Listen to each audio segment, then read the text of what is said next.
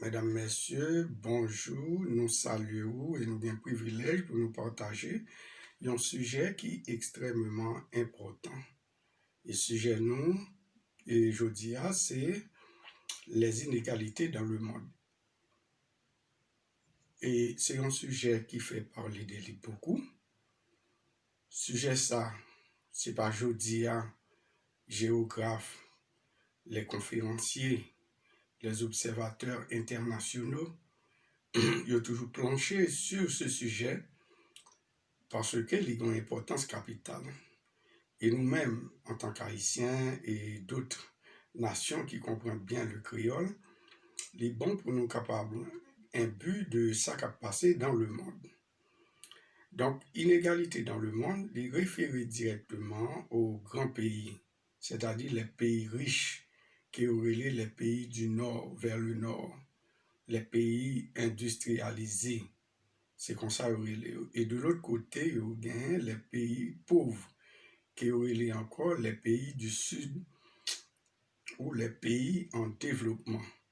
Découpage territorial ça, géographique ça, il a été fait vers les années 50.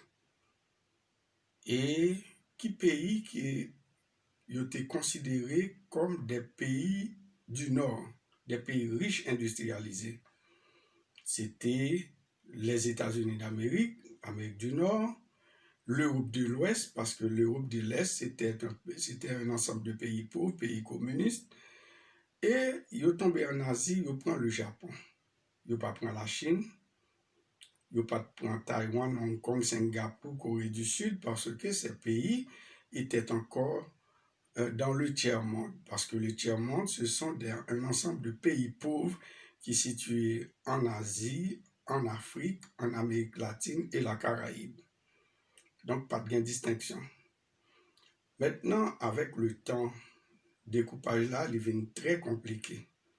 Nous venons gagner et nous prenons un certain nombre de critères pour être capable de diviser le monde maintenant. Qui critères nous prend?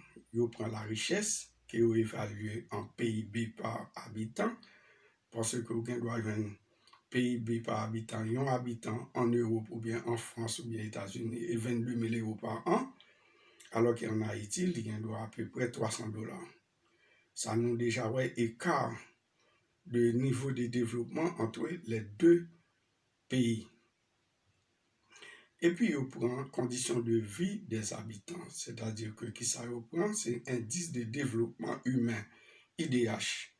IDH là, qui ça vient là-dedans, il gagne analphabétisation, combien de monde qui est alphabétisé dans le pays là, pour être capable de déterminer le nombre de monde qui apprend à lire, écrire, qui a connaissance. Yo prend critère ça comme un critère de sélection et yo déterminé à travers IDH. Donc, yo prend accès à la santé aussi. Donc, à partir de ce moment, yo venu un indice de développement humain.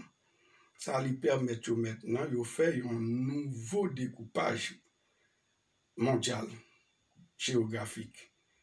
Et là, où arrivé joindre ça, ils viennent joindre un ensemble de pays qui fait des bons en avant. Découpage là vient modifier correctement. Maintenant, là, nous venons gagner les pays de l'Asie de l'Est, Asie du Sud-Est, tels que Hong Kong, Singapour, Corée du Sud, Taïwan, qui fait des bons en avant. Ils deviennent des pays industrialisés d'Asie. Ils ont les 4 dragons d'Extrême-Orient. C'est-à-dire ces 4 pays, Hong Kong, Singapour, Corée du Sud, Taïwan. Et les nouveaux pays industrialisés, NPI. Donc, ce sont des pays émergents, encore. Pays ça, pas situé ni vers le nord, qui est très riche, très industrialisé, comme la Triade, les États-Unis d'Amérique, comme l'Europe de l'Ouest et le Japon. Ils pas situé tout vers les pays en développement, tels que les autres pays de l'Afrique, de la Caraïbe et de l'Afrique noire, mais ils sont situés au milieu. Donc, tous ces pays, nous viennent un nouveau découpage.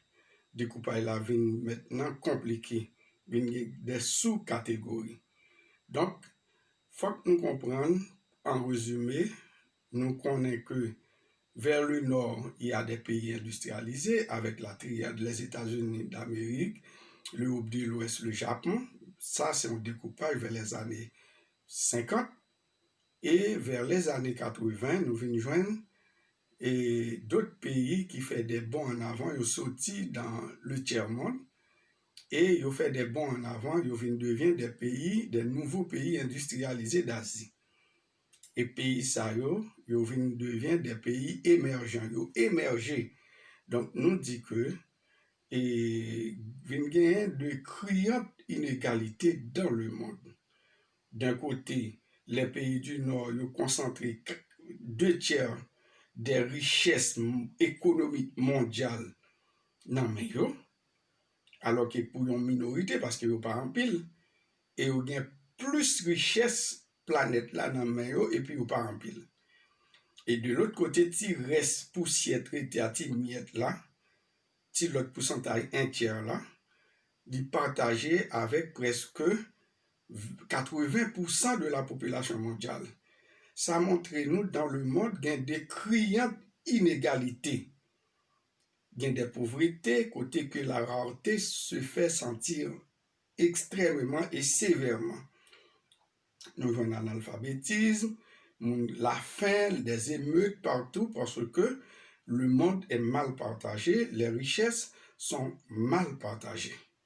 Donc, mes amis, nous faisons tirer ça pour vous, nous ne pas faire vidéo à trop longue, mais la prochaine fois, nous gagnons, pour nous continuer ensemble avec vous, donc nous devons avoir une vue de situation économique du monde.